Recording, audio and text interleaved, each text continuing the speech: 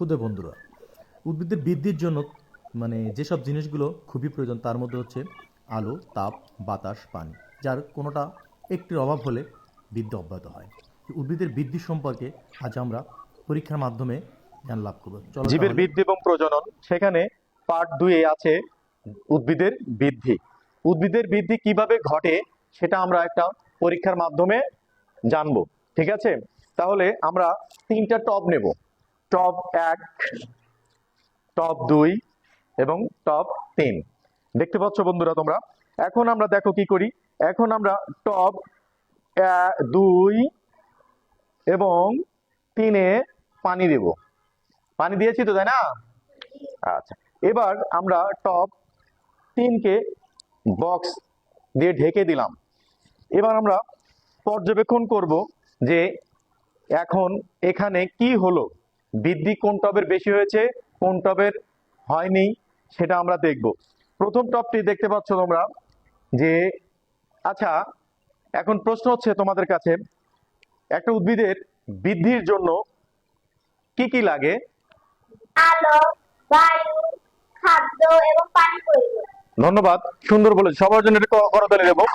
ঠিক আছে, তাহলে আমরা সেটা এখন একটা আমরা পর্যবেক্ষণ করব যে এখন দেখো আমরা টব 1 এবং 2-কে সূর্যের আলোতে রেখেছি, কিন্তু টবে 1-এ পানি দেওয়া হয়নি, কিন্তু টবে সূর্যের আলো এবং বাতাস পেয়েছে, পানি পায়নি। তাহলে টবের 1 এর উদ্ভিদে কি সঠিকভাবে বৃদ্ধি পাবে? বলো সবাই, পাবে? পাবে না।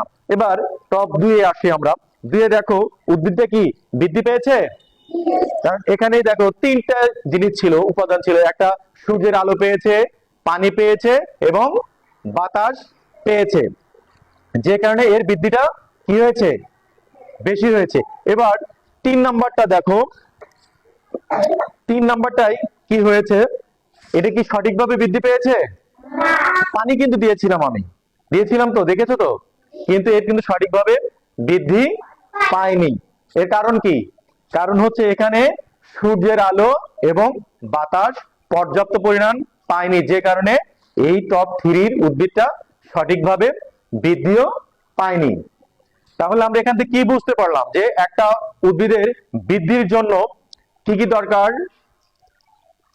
সূর্যের আলো, পানি এবং বায়ু। আর একটা মেজর জিনিস আছে, সেটা হচ্ছে কি? পুষ্টি। মানে উদ্ভিদের বৃদ্ধির জন্য কি প্রয়োজন? পুষ্টি প্রয়োজন। যে পুষ্টি উপাদান না পেলে কি উদ্ভিদ সঠিকভাবে বৃদ্ধি পাবে? তাহলে আমরা দেখো এখানে কি দিয়েছি? আলো, পানি এবং বায়ু। এবং আর একটা কি লাগবে? পুষ্টি। যে পুষ্টি উপাদান পেলে কি হবে? সঠিকভাবে গাছ বৃদ্ধি পাবে। তাহলে কি আমরা বুঝতে পেরেছি যে একটা উদ্ভিদের বৃদ্ধির জন্য কি কি লাগে? যে সবাই বলি তো, কি কি লাগে?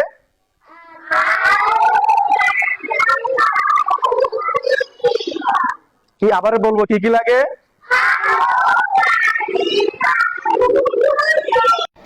সুহালা, তুমি বলো 3 নম্বর টবের উদ্ভিদের বৃদ্ধি কেন হয়নি?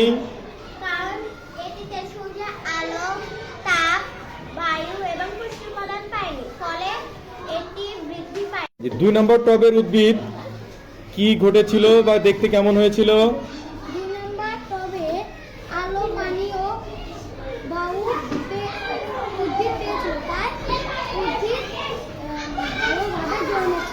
ও থ্যাংক ইউ। ওকে, সবাই করতালি দাও। নম্বর টবে তুমি কি পর্যবেক্ষণ করলে রিমন, বলো তো?